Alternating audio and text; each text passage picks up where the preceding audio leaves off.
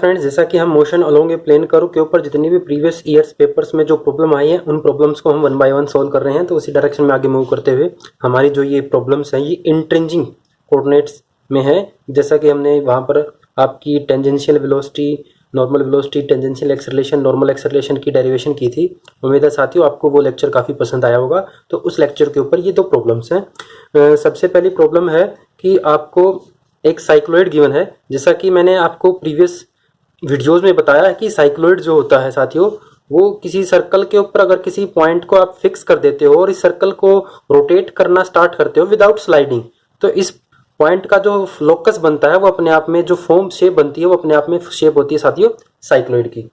तो इस क्वेश्चन में हमें जो आपका पार्टिकल जिस पाथ को फॉलो करने लग रहा है उस पाथ की इक्वेशन गिवन है s is equal to 4a sin psi with uniform speed v। जो आपकी स्पीड है वो यूनिफॉर्म है। जैसा कि मैंने आपको बताया आर्टिकल में कि आपका जो इंट्रिंसिक कोऑर्डिनेट के अंदर जो आपका टेंजेंशियल वेलोसिटी होती है वो होती है आपकी ds/dt और नॉर्मल वेलोसिटी इंट्रिंसिक के केस में एग्जिस्ट ही नहीं करती। इसका मतलब जो हमें वेलोसिटी गिवन है वो आपको टेंजेंशियल वेलोसिटी गिवन है और ये आपकी जो स्पीड है वो यूनिफॉर्म है, इसका मतलब कांस्टेंट है।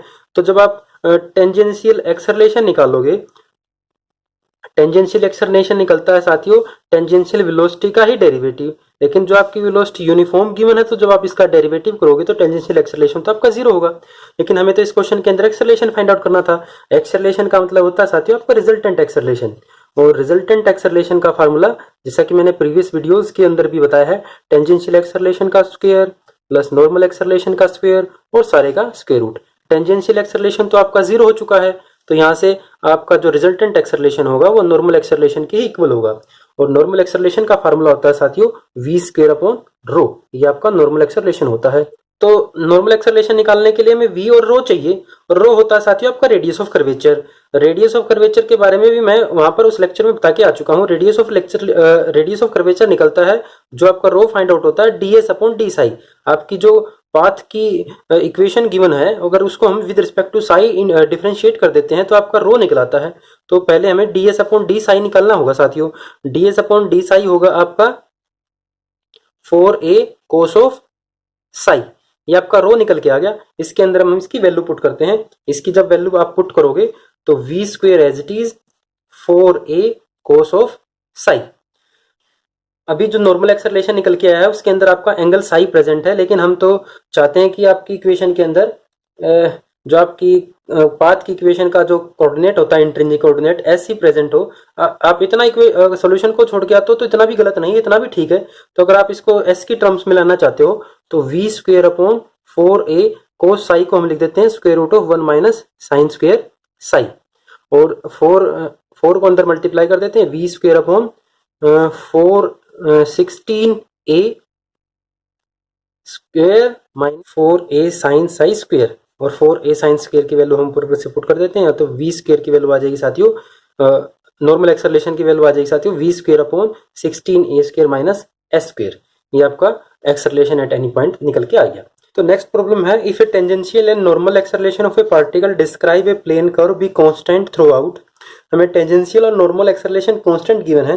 टेंजेंशियल एक्सेलरेशन जैसे कि मैंने आपको अभी बताया वो होता है हमारा dv/dt, और अगर s की टर्म्स में बोले तो होता है साथियों d² s/dt²।